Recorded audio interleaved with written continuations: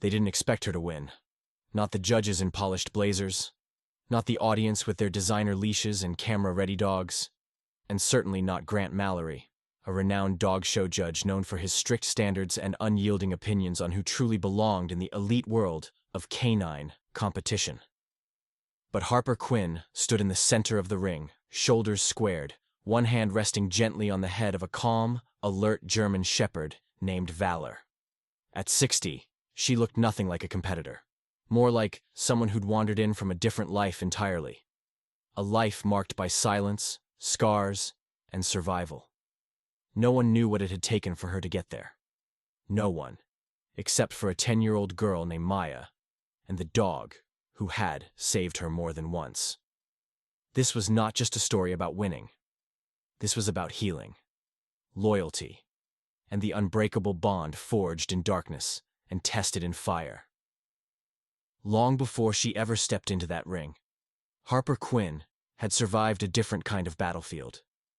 For over 20 years, she served as a combat medic in the U.S. Army, patching up wounded soldiers in the worst conditions imaginable, under fire, in dust storms, in the dead of night. She had seen things most people couldn't even fathom, and she had carried every scar, every scream, every last breath of the fallen deep in her bones. When the final deployment ended, so did the version of Harper that had once laughed easily and trusted others. Honorably discharged at 54, she returned to her hometown in rural Oregon, hoping for peace. What she found instead was silence that echoed too loud and shadows that came alive when the sun went down. The nightmares didn't wait long to return. Neither did the panic attacks, the tightness in her chest, the cold sweat, the sudden flashbacks to sirens, shrapnel, and screaming. She avoided crowds, avoided loud places, avoided anything that might trigger her. It was during one of her aimless drives through the outskirts of town that she found him.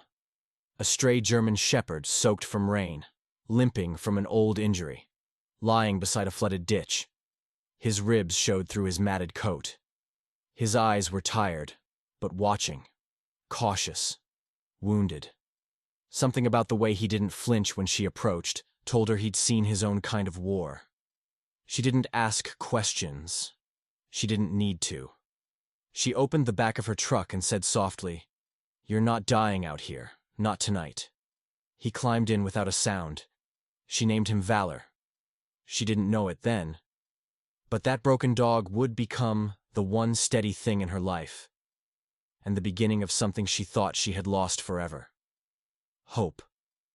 At first, it was just the two of them, Harper and Valor, sharing quiet days and quieter nights. They didn't speak the same language, but they understood each other. Harper's silence wasn't empty to Valor, and Valor's stillness wasn't passive to Harper. Together, they found a rhythm only survivors know. Then came Maya. Harper's 10-year-old granddaughter arrived with a suitcase too big for her tiny frame, and eyes that had already seen more than most children ever should. Her mother, Harper's daughter, had passed suddenly, and Maya had nowhere else to go. So, she came to live with a grandmother she barely remembered, and a dog she had never met. But grief recognizes grief. It didn't take long for Maya to curl up beside Valor, resting her head against his flank, like he was made of safety itself. And Valor, as if understanding the weight the child carried, stayed by her side without fail. Maya didn't speak much at first, but she drew. Sketchbooks filled with images of Valor, running, resting, watching. Sometimes she'd draw Harper too, though always from behind, as if afraid to meet her face on paper. One night, after Harper woke from a nightmare, shaking and drenched in sweat, Maya came into the room barefoot and carrying her sketchbook. "You were crying," the girl said softly. "I heard you." Harper looked at Maya. Not just the child, but the pain behind those young eyes. She had already lost her mother. What kind of world would it be if she also lost the one person left to lean on? Harper couldn't afford to crumble. Not anymore. If not for herself, then for Maya. She had to fight. She had to find a way back. Harper wanted to say it was nothing. But when Maya opened the sketchbook and showed her a drawing of Harper and Valor, curled up together on the floor like a shield against the dark, she couldn't find the words. From that night forward, healing became something they did together. One afternoon, while Harper was cleaning out an old storage box, Mia found a worn-out dog training manual, something her mother had once used. Later that night, Harper caught Maya watching a video about service dogs helping veterans with PTSD. Something clicked. Maybe training Valor wasn't just about obedience. Maybe it could be a way back to herself. So they started small commands, simple routines, not for competition, not yet, but for healing. They took morning walks, cooked simple meals, trained Valor with quiet patience. Mia recorded videos, cheering every time he succeeded. Slowly, Harper began to feel present again. Not just surviving, but living. What they had wasn't flashy, but it was real. 3 broken hearts learning how to beat again in sync. The idea came from Maya. One evening, as they sat on the porch watching Valor chase fireflies, Maya turned to Harper with a spark in her eyes. "Grandma, there's a dog training competition next month in town. I think Valor could win." Harper chuckled. "When? He barely listens to me half the time." "But he listens when it counts," Maya insisted. "And besides, it's not just about winning. It's about showing everyone how amazing he is." Harper hesitated. The mere thought of standing before a crowd under the glaring lights and watchful eyes stirred a storm of anxiety within her, reminiscent of the chaos she once faced on the battlefield. But then she looked at Maya, hopeful, determined, and so full of belief. Maybe this was more than just a competition. Maybe it was a chance to reclaim part of herself she thought was lost. "All right," Harper nodded. "Let's do it." That night, long after Maya had gone to bed, Harper sat alone in the kitchen, her hands wrapped around a mug of cold tea. The idea of competing clawed at her, exciting and terrifying all at once. Crowds, noise, lights, all things she had avoided for years. Her mind spun with memories she didn't want to revisit. Screams, sirens, the feel of bloodied gloves. Her chest tightened, but then came Beller's steady breathing at her feet and the sound of Maya's soft snore drifting from the other room. She couldn't let fear win again, not when 2 lives now leaned on her for strength. She had survived a war.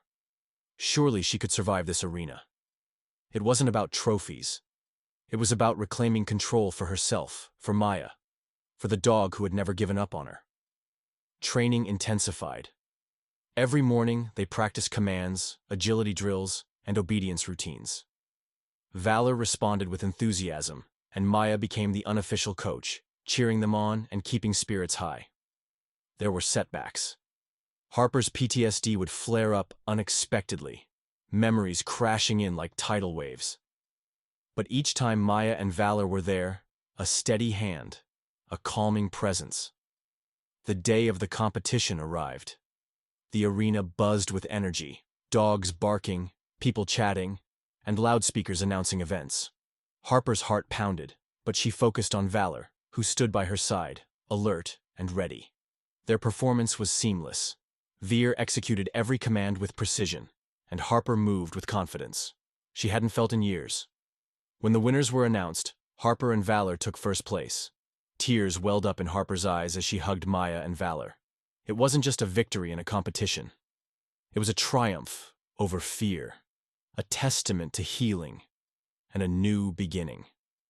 As Harper wiped away tears and Valor nuzzled her hand, the crowd still buzzing from their performance, a man stood quietly near the judge's tent. Dressed in an expensive suede jacket and polished boots, he didn't clap or smile like the others. His name was Grant Ellison, a well-known breeder and sponsor in the elite dog show circuits. He had watched Valor's routine intently, his arms crossed, jaw clenched. There was something in the way the dog moved, how he responded not to commands, but to instinct. It wasn't training. It was something deeper, something rare. As Harper turned to leave with Maya and Valor, Grant's eyes followed them, calculating and cold. He didn't say a word, but the wheels in his mind were already turning. The victory didn't last long. 2 days after the competition, Harper awoke to an eerie silence. Valor's usual morning nuzzle was missing. Her heart thudded as she called out. Once, twice, nothing. She found the back door ajar. Valor's leash still hung by the wall untouched. Panic surged. "Maya," Harper called, trying to keep her voice steady. But the look on her granddaughter's face, wide eyes, trembling lips, told her she already knew. They searched the neighborhood, flyers, phone calls, desperate pleas on social media. But Valor had vanished without a trace. The lost was suffocating. Harper sat for hours on the porch, staring at the horizon as if sheer will might bring him home. Her PTSD returned like a storm. Nightmares, cold sweats, the crushing weight of helplessness. One afternoon, as thunder rolled in the distance, she sank to the kitchen floor, unable to breathe. Maya ran to her, clutched her shoulders. "Don't disappear, Grandma. Not again." Harper blinked back tears. "I don't know how to do this without him." "Yes, you do," Maya whispered. "You're strong. Stronger than anyone I know. And Valor needs you now." It was that moment. The fear in Maya's voice, the memory of Valor pressing against her leg during panic attacks that jolted Harper into clarity. Someone had taken him. The way the door was left open, no signs of struggle, no barking. It wasn't random. Then she remembered Grant. The cold glint in his eye when he watched Valor during the competition. The way he applauded without smiling. Something in her gut twisted. Harper stood, heart pounding with new resolve. She couldn't collapse now. Not when Valor might be out there, afraid, hurt. She owed it to him. She owed it to Maya. The fight wasn't over. It had just begun. The house felt hollow without Valor. Harper kept replaying that morning what she could have done differently, what signs she might have missed. She went over every second like a medic reviewing failed triage. Where had she failed him? Each day blurred into the next. Flyers covered telephone poles. Harper spoke to neighbors, knocked on doors, scoured local shelters. Nothing. It was as if he had vanished into thin air. Maya remained hopeful. Someone will see him. Someone will call. She'd whisper each night, tracing her finger across the worn map they kept on the kitchen table. Harper wasn't so sure. Her instincts screamed that this wasn't a simple lost dog. Valor didn't run. He always came back. No. This was something else. Something calculated. Late one night, Harper sat alone, staring at the corkboard she had created. Maps, photos, pins, notes. Nothing connected. She clenched her fists, trembling. Another panic attack built in her chest. But then she remembered Mai's face the day Valor disappeared. The fear. The way she said, "Don't disappear, Grandma." That memory kept her breathing. Harper closed her eyes, thinking back to the competition, the people, the noise, the faces. Then one face emerged from the fog. Grant Ellison. He'd been there, watching. Silent. Too silent. She remembered the look in his eyes as Valor performed. Cold, calculating. Her heart pounded. That had to mean something. She pulled out the program from the competition. Grant's name was listed as a sponsor. With shaking hands, Harper picked up the phone and called the local police. "I need to report a theft," she said. "And I think I know who took my dog." It wasn't much to go on. No witnesses, no camera footage, no proof. But it was a place to start. Harper wasn't ready to give up. Not on Valor, not on herself. If he had to walk through every shadow of her past again to find him, she would.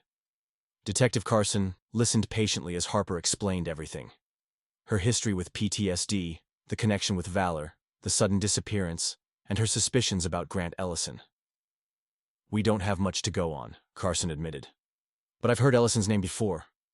He's got money, influence, enough to make things disappear. Harper handed over everything she had. The flyer, competition program, notes from her board, even a list of questions she had written in sleepless nights. Carson promised to look into it. A few days passed in silence. Then came a call. "We might have something," Carson said. An anonymous tip about a private property Ellison owns out near the outskirts, old kennel facility. Without waiting, Harper offered to come. Carson refused. "If he's guilty, we need a warrant. Let us do this right." The next 24 hours crawled by like a century. When Carson called again, his voice was grave. "We found signs. Scratches on walls, a chewed-through leash, blood traces, no dog, but signs of one being held there recently." Harper's heart sank. "Do you think he's still alive?" she whispered. "I think someone didn't get the obedience they expected," Carson said. "Dogs like Valor, they don't submit, especially when their bond is with someone else." Tears welled up in Harper's eyes, but not from fear, from fury. Valor hadn't just been taken. He had fought back. Late that night, Harper stood outside, staring up at the stars. The trauma of war had made her afraid of many things. Crowds, silence, even her own mind. But what she feared most now was losing the one being who had helped her find herself again. She couldn't let that happen. She wouldn't. The next morning, Carson showed up with new intel. "We got footage from a gas station near that property. He said it shows Ellison's truck leaving but not returning. And there's a second vehicle that we tracked to a vet clinic outside town." Harper's breath caught. A vet? Maybe Valor got hurt. Maybe someone's trying to help. Carson looked her straight in the eye. "We're close, Harper. Hang in there." For the first time in days, Harper allowed hope to bloom. The man who had stolen her peace thought he could erase the bond between her and Valor. But he underestimated what love and survival could do. The vet clinic was small, nestled between oak trees just beyond the edge of town. Harper and Detective Carson arrived just after dawn.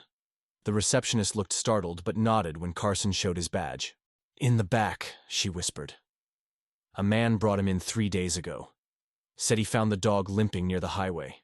Harper followed her through the sterile hallway, heart pounding so loudly it drowned out everything else.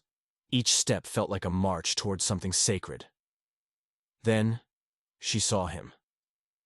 Ballard lay in a kennel, his coat matted, one leg bandaged, a bruise under one eye. But he was alive. The moment their eyes met, his ears perked and his body struggled to rise despite the pain. Harper dropped to her knees. "Hey, boy, it's me." Valor let out a low whine, tail thumping softly. As soon as the latch clicked open, he staggered into her arms, pressing his weight into her chest as if to make sure she was real. She wrapped her arms around him, burying her face in his fur, tears soaking into his coat. "I'm so sorry," she whispered. "I should have protected you better." But Valor didn't blame her. He never had. Detective Carson stood silently nearby, giving them space. It wasn't just a reunion. It was a resurrection. Later, as the vet explained Valor's injuries, minor fractures, dehydration, trauma from abuse, Harper's hands shook, but her voice stayed steady. "Whatever he needs, we'll get it. He's coming home." On the ride back, Maya waited on the porch, eyes wide with hope. When the truck pulled up and Valor stepped out, stiff but standing, Maya burst into tears. She ran to him, hugging him tightly as he licked her face, whining with joy. Harper watched the scene, overwhelmed. She had nearly given in to fear, nearly let the darkness win again. But not this time. This time, she had fought back and won. The days that followed were different. The nightmares still came, but Harper no longer woke up gasping. Valor was always there, his head resting across her ankles, steady and sure. When she walked through town, people stopped her, not to whisper or stare, but to say, "I saw your story on the news," or simply, "You're brave." She didn't feel brave, but she felt lighter. Maya returned to her drawings. More color now, fewer shadows. The little girl who had once curled up beside her grandmother in silence now ran ahead with laughter, valor at her heels. They had made it through.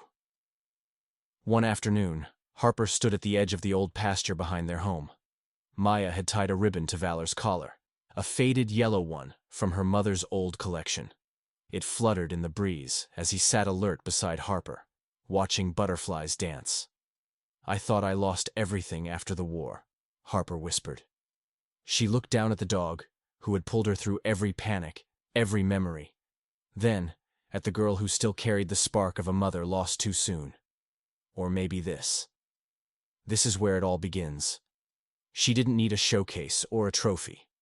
She didn't need permission to heal. The bond between her, Valor, and Maya was more than recovery.